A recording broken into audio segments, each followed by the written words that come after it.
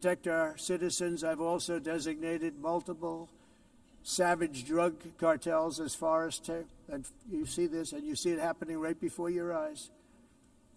Let's put it this way, people don't like taking big loads of drugs in boats anymore. There aren't too many boats that are traveling on the seas by Venezuela. They tend not to want to travel very quickly anymore. And we've virtually stopped drugs coming into our country by sea. We call them the water drugs. They kill hundreds of thousands of people. I've also designated multiple savage drug cartels as far as foreign terrorist organizations, along with two bloodthirsty transnational gangs, probably the worst gangs anywhere in the world, MS-13 and Tren de Aragua.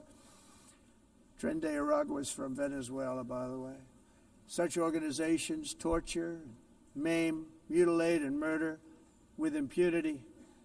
They're the enemies of all humanity. For this reason, we've recently begun using the supreme power of the United States military to destroy Venezuelan terrorists and trafficking networks led by Nicolas Maduro. To every terrorist thug smuggling poisonous drugs into the United States of America, please be warned that we will blow you out of existence. That's what we're doing. We have no choice. Can't let it happen. They're destroying. I believe we lost 300,000 people last year to drugs, 300,000. Fentanyl and other drugs. Each boat that we sink carries drugs that would kill more than 25,000 Americans. We will not let that happen. Energy is another area where the United States is now thriving like never before. We're getting rid of the falsely named renewables. By the way, they're a joke. They don't work. They're too expensive. They're not strong enough to fire up the plants that you need to make your country great. The wind doesn't blow. Those big windmills are so pathetic and so bad, so expensive to operate. And they have to be rebuilt all the time, and they start to rust and rot. Most expensive energy ever conceived, and it's actually energy. You're supposed to make money with energy, not lose money. You lose money, the governments have to subsidize. You can't put them out without massive subsidies. And most of them are built in China, and I give China a lot of credit. They build them, but they very few wind farms. So why is it that they build them and they send them all over the world, but they barely use them? You know what they use? Coal. They use gas. They use almost anything, but they don't like wind. But they sure as hell like selling the windmills. Europe, on the other hand, is a long way to go, with many countries being on the brink of destruction because of the green energy agenda. And I give a lot of credit to Germany. Germany was being led down a very sick path, both on immigration, by the way, and on energy.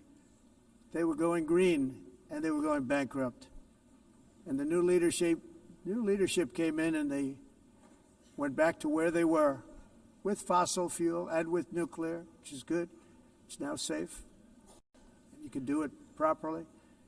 But they went back to where they were, and they opened up a lot of different plants, energy-producing plants, and they're doing well. I give Germany a lot of credit for that. They've said this is a disaster, what's happening. They were going all green. All green is all bankrupt. That's what it represents.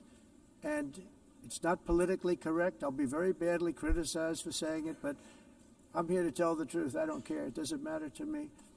I'm in New York City. I'm feeling a lot safer. Crime, we're getting crime down. And by the way, speaking of crime, Washington, D.C. was the crime capital of America. Now it's after 12 days, it's a totally safe city. Everyone's going out to dinner. They're going out to restaurants. Your wife can walk down the middle of the street with or without you. Nothing's going to happen.